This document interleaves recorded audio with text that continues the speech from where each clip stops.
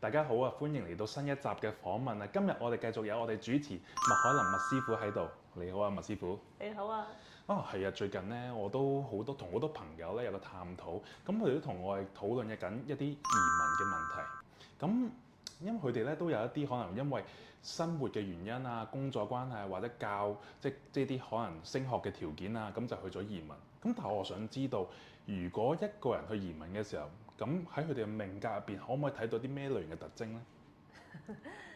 你都幾多朋友喎？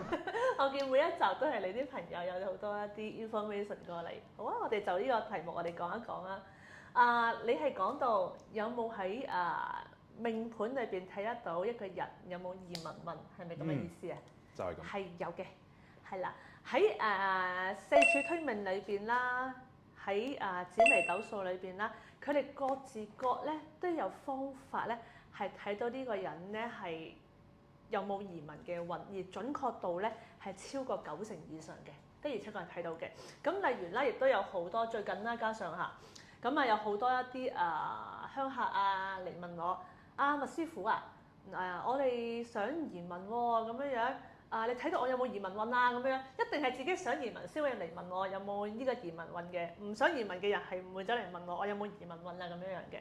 咁的而且確咧喺命盤上面咧係會睇到一個人有冇移民運。例如喺八字裏邊咧，我哋會睇到首先喺佢哋嘅8個字裏邊，通常都有啲組合嘅喎。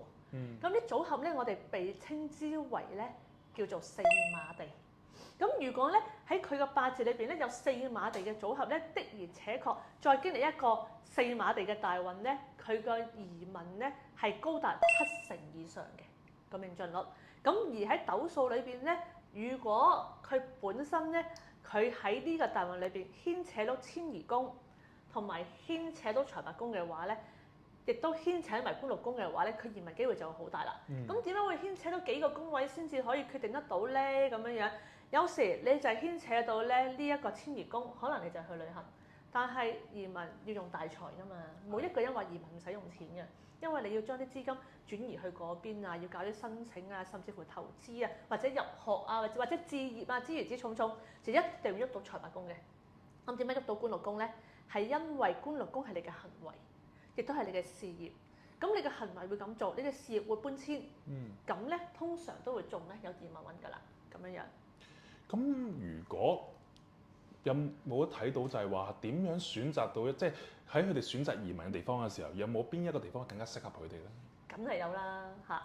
咁其實喺我哋先講四柱推命先啦，即係八字嗰度睇啦。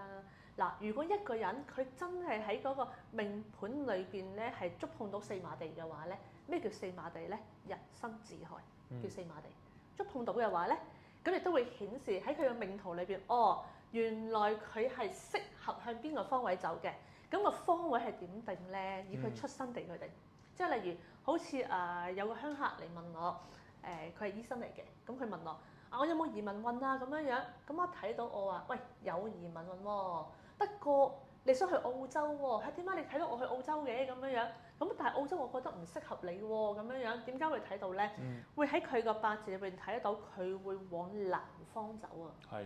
佢會佢想去往南方走啊，但係佢命格佢唔適合去南方啊，佢命格適合去邊度咧？向東邊走。咁而點樣計咧？要喺出生地嚟計。例如你喺香港出世，就以香港嘅地標去揾佢嘅東南西北，去揾個方位咯。咁樣係啦。咁頭先師傅你都講到就係話，如果我哋要移民，都會有幾個條件嘅，可能要即係有驛馬呢個條件啊，同埋有其他因素先至可以移到民啦。有冇一個特別嘅時間、一個時機先至適合一個人去移民咧？絕對，所以頭先我有講過啦，除咗你嘅命盤裏邊咧係觸及到咧有四馬地之外，即係人生自害四馬地之外咧，或者喺你個紫微斗數裏邊咧，你嘅遷移宮已經顯示咗你會有呢一個機遇之外咧，同時需要大運嘅加入嘅。咁喺嗰個大運裏邊，佢觸碰咗、啟動咗你個四馬地，或者啟動咗喺你斗數裏邊咧嘅一個遷移宮、財帛宮同官祿宮嘅時候咧，佢就會喺呢一個大運裏邊咧係會達成移民嘅目標，咁樣咯。係。咁嗱，師傅唔好意思，可能唔好咁嚴肅先，因為前排咧我都傾開一啲話題嘅時候咧，有講到就係話有啲之前有師傅啦，就講到就係教咗一個著名嘅歌手女歌手，咁去一個亞熱帶嘅地方去避難。咁如果我哋真係要做到即係避難啊，或者係得到嗰個地方嘅運勢嘅時候，我哋有冇啲特別嘅條件可以做到，或者先至可以做到呢個效果？一定。點解咧？需要用一個移民嘅方法，或者係去外地嘅方法咧嚟到處理命途咧？因為其實咧可能我講呢句説話咧，可能大家都會好驚訝。人嘅命係受地氣去影響嘅。咁地氣喺呢個世間裏邊咧最強嘅浩然之氣。咁所以咧，如果例如命途，大家想增加大家嘅運程向好一方面啦，或者本身嗰個人嘅命格，可能佢係事業佢係會觸礁啦，未來或者佢嘅生命會受到啲空劫啊、災難啊、病災啊嘅威脅嘅話咧，透過地理嘅因素係可以避禍嘅，的而且確。例如頭先你都所講咧，有個好著名嘅女歌手，咁之前就係因為睇一個高人就教佢啦，你嗰個命途裏邊喺呢一個大運裏邊，你會有一個好重嘅病災，甚至乎個病災會令到佢係生命去到終結嘅啦，咁樣樣。咁建議佢你就需要去補翻個火運，咁補翻個熱嗰個熱力，令到你嗰個命途去發翻光、發翻亮嘅時候咧，佢重啟過嘅話咧，就唔會有問題㗎啦。安排咗或者建議咗佢去東南亞啦，咁樣樣。咁其實的而且確咧，就係以出生地嚟計下，當時嗰個歌星我知道係寶島出世嘅。咁由佢嘅方向開始計，佢嘅南方或者東南方嘅亞熱帶地方，應該咧就係喺佢嘅命盤上面咧可以救到佢嘅，應該係咁嘅。咁但係最後點解都捉咗招咧，都有問題咧咁樣樣？因為大家就要留意一點除咗向住嗰個方向之外咧，原來大家嘅命途咧有分寒、熱、燥、濕4樣嘢嘅喎，即係話你係啱熱帶地方你啱㗎啦，你去熱嘅地方啦。但係原來偏偏咧，你個命途裏邊咧，你唔可以寒嘅。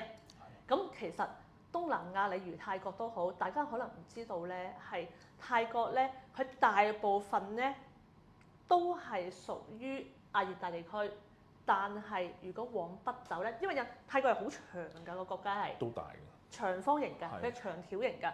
咁所以咧，佢到北部咧，例如清邁、清萊嗰啲地方咧，其實佢係可以有冬天㗎，冬天可以好寒凍㗎。呢一點就可能大家未理解到啦。